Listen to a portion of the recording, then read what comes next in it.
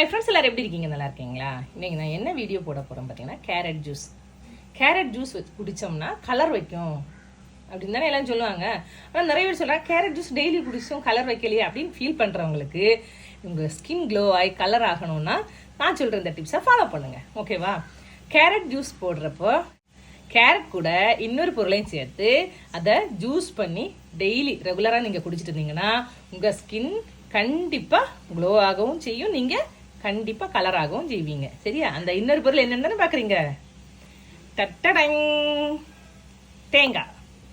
Carrot கூட தேங்காயும் சேர்த்து நீங்கள் ஜூஸ் பண்ணி குடித்தா கண்டிப்பாக நீங்கள் கலர் ஆவீங்க.